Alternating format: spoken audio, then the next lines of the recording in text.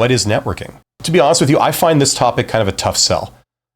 It's so stupid because everybody should be super interested in this simply by the fact that it's the most common way people get hired. I would have thought that like everyone would want to know about this. But what I find is I get, I think, two sort of main responses to this. One is sort of denial. People say, no, that's not a thing. Networking is this thing that only slimy people do, where they do each other favors and it's this kind of underhanded, slimy, unethical kind of thing.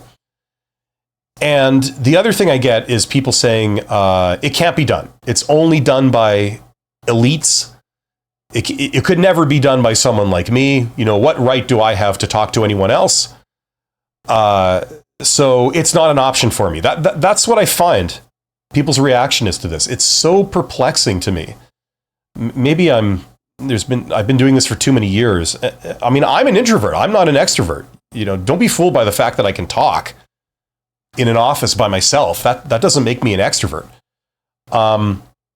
If you are an introvert and, you know, you're fearful of this stuff, you hate this kind of thing, it's like, you know, you might want to learn the absolute basics of it because this can really open doors for you. You can get hired and you don't have to change your entire personality. You don't have to tack on all kinds of skills that takes a lifetime to learn and all this kind of stuff. You can be very, very effective at this. So let's get into this. What is networking?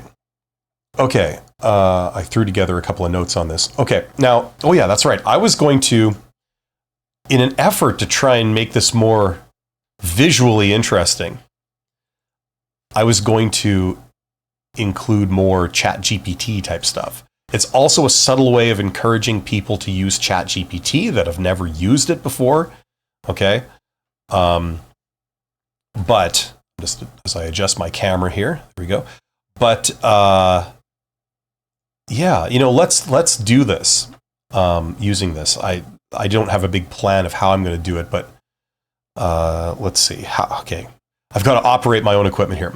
Okay. You know what? I'm just going to do a little bit of an intro first.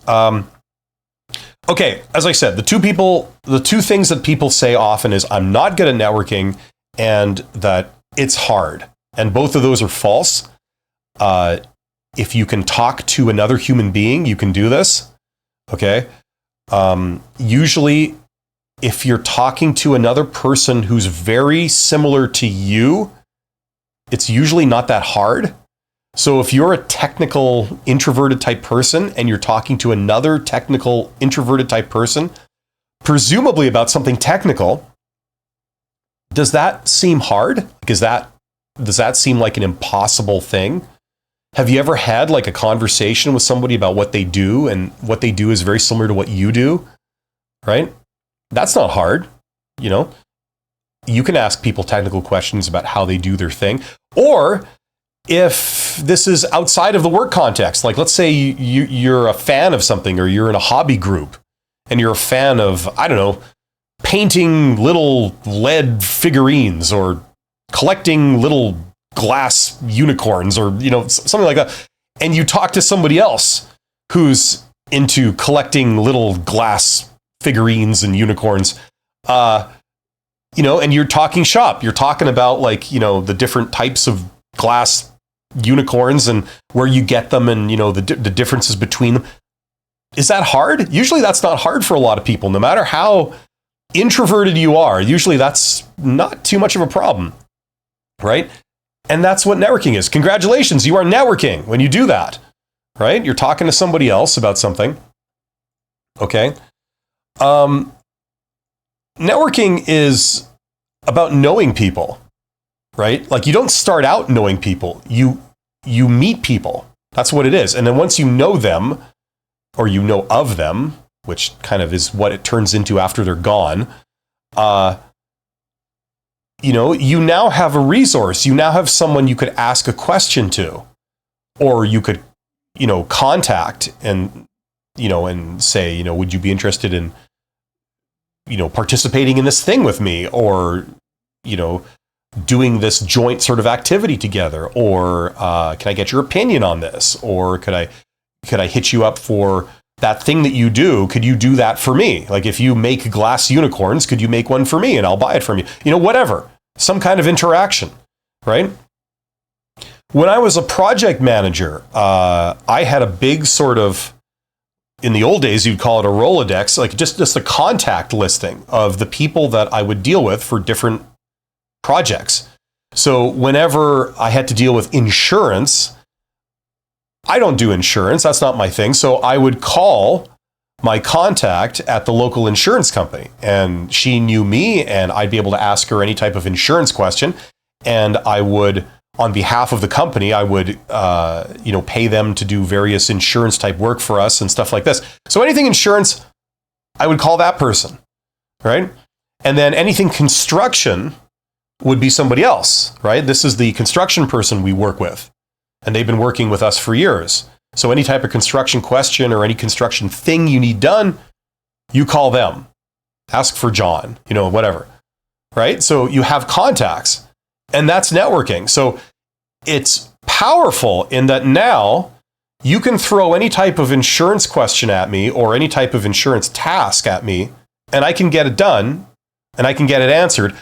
You can also throw any type of construction question or request at me, and I can take care of that too. I can get it taken care of because I know, I have a guy, I've got a person, that I rely on for that stuff. So it makes me more capable, right? This is the power of networking. Now, does that sound like something that's out of your league? It really isn't, no matter who you are. I mean, simple idea, right? Well, networking in the context of getting hired is exactly the same, okay? So let's see, we talked about that, okay. So this is a good thing. Now, let's pretend that you happen to know people at all the major employers in your hometown, okay? Let's say you are a software developer, that's what you do, and you know people that are working for every big software developer in town. Okay, maybe they're ex-coworkers of yours. You all worked in a place 5 years ago. There were 10 of you, and you left, and 8 of the 10 also left, and they went to 8 other companies, right? And now let's say you want to get hired by a large software developer that's going to engage you to write software for them, right? Now, you have former coworkers that worked in those companies, right? And normally, if you didn't sort of do the networking thing, if you applied to those companies, you would be a faceless name on a resume. You would be an unknown. The hiring manager doesn't know if you're an axe murderer or criminal, or you have mental problems, or you've falsified everything on your resume. They have no way to tell that. I mean, yes, they can do research and stuff, but it takes effort. They don't know any of this stuff right off the bat. So you are an unknown to them. Now imagine if they worked in an office across the hall from your former coworker. Someone who's worked with you for 5 years. They worked on projects with you. They know you, and they know that you're a hard worker. They know you're easy to deal with. They enjoyed working with you. And they know the type of work that you do, and they know that you do it well, right? Now imagine if they were in the room when the hiring manager was considering your application. Okay, they'd be able to say, oh yeah, I know that person. Yeah, I worked with them for 5 years. They're pretty good. They know their stuff. They're easy to deal with. They're a reasonably hard worker, and there's nothing weird about them. I mean, I had a good experience working with them. They seem to do a good job, right? All of a sudden, you would be a much more attractive candidate than everybody that is a pile of resumes in front of the hiring manager, because they're all unknowns. You don't know any of those things about these people that have sent in resumes, but you know all these things about you. You're not crazy. You're not a criminal. You do work hard. You know your stuff. Your resume hasn't been falsified. You have the communication skills. People enjoy working with you. You have a good work ethic. You have strengths in the particular areas that they're looking to hire someone for. Right? That would be all pretty useful stuff for the hiring manager to know. And you would immediately jump to the top of the pile, right? It has nothing to do with any kind of corruption or anything like that. It makes you less risky because they know these things about you already, right? The hiring manager trusts your former coworker and they know and trust you, right? So that's the advantage of this, right? Maybe they haven't even posted a job. Maybe you just reach out to your former coworker and say, hey, I'm looking. So if there's any chance, I don't suppose you guys would be hiring in the near future, if not right now. And your coworker says, I don't know, I'll check. And usually the answer is going to be no, but sometimes it's a yes, right? Now, if you're reaching out to 8 people, 8 of your former coworkers, right? The odds is that maybe one of the 8 in their organization, they're hiring either right now or in the near term, and they can put in a good word for you. So you can reach out to the company, reach out to the hiring manager, say, I was asked by this person that you know, who's a former coworker of mine, they recommended that I reach out to you. And just to let you know that if you're looking for a person who can do this, I'm right here, and I'd love to work for you guys.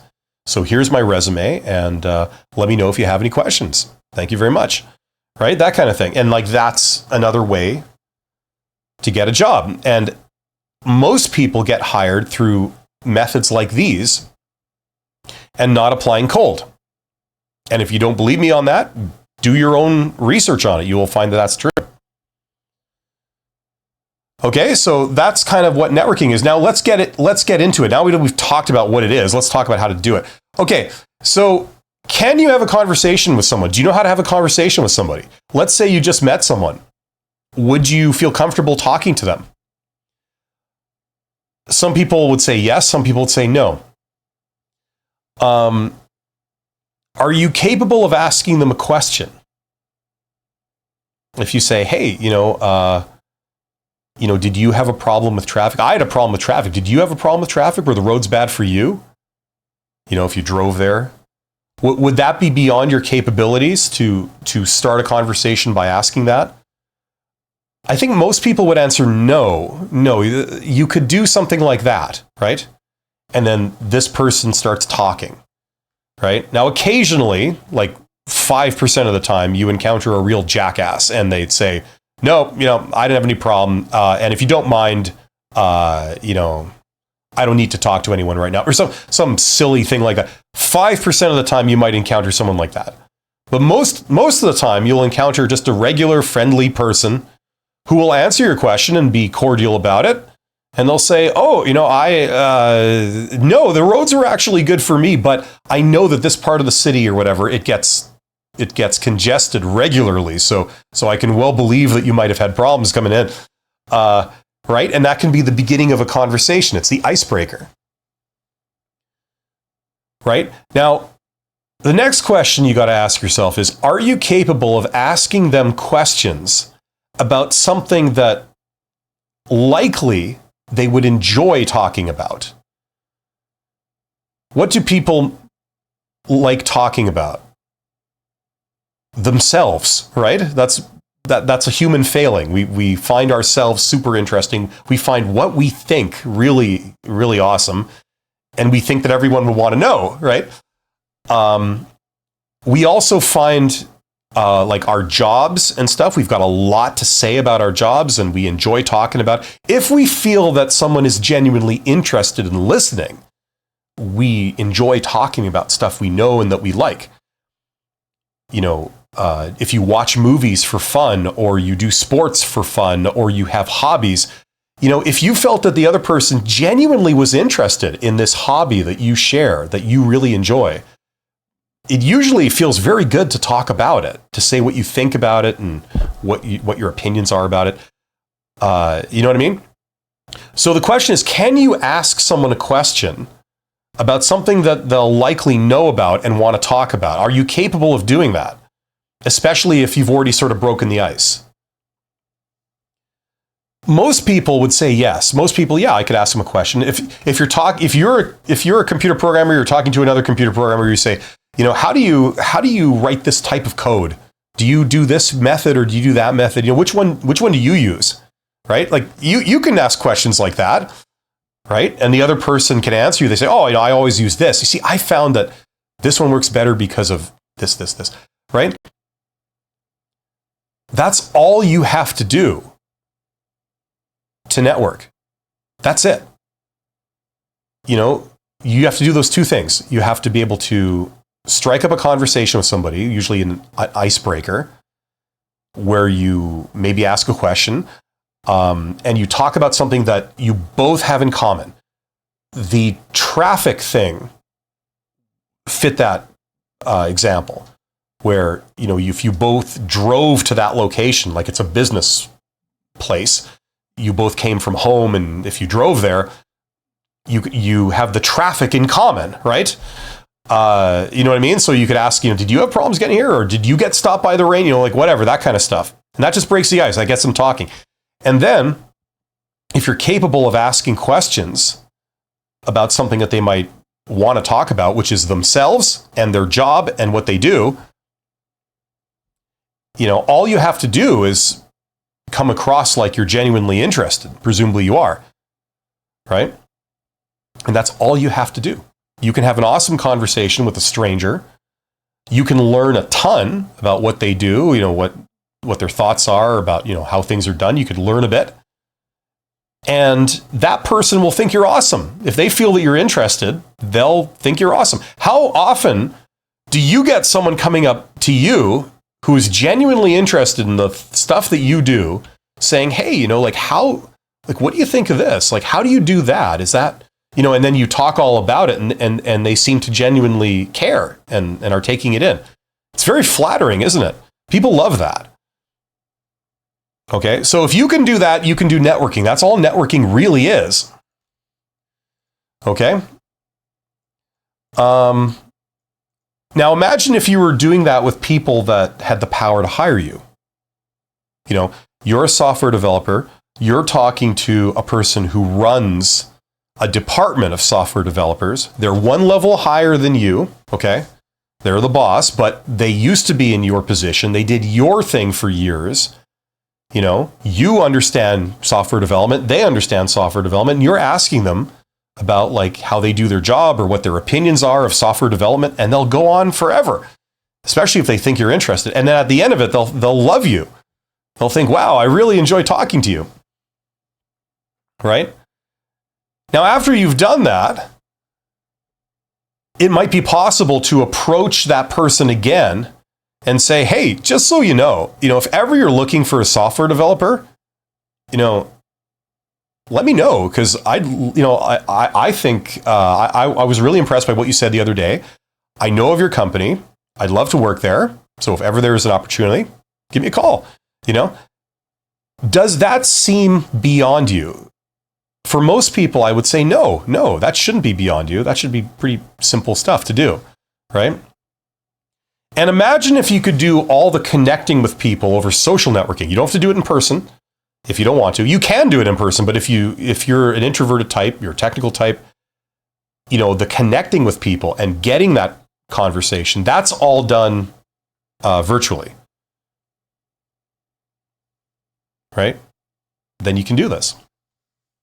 Okay? So in a nutshell, that's really what networking is. It's this thing that, in my opinion, I encourage everyone to do it. It can open up so many doors for you, and your career can take off because of it. Not because you're amazing, but because you're a known quantity. If ever that hiring manager is now looking for a software developer, you'll probably be the first person they call, rather than posting a job publicly and going through piles of resumes for people that you don't know if they're crazy or they're criminals, or they falsified everything, or you have no idea who these people are.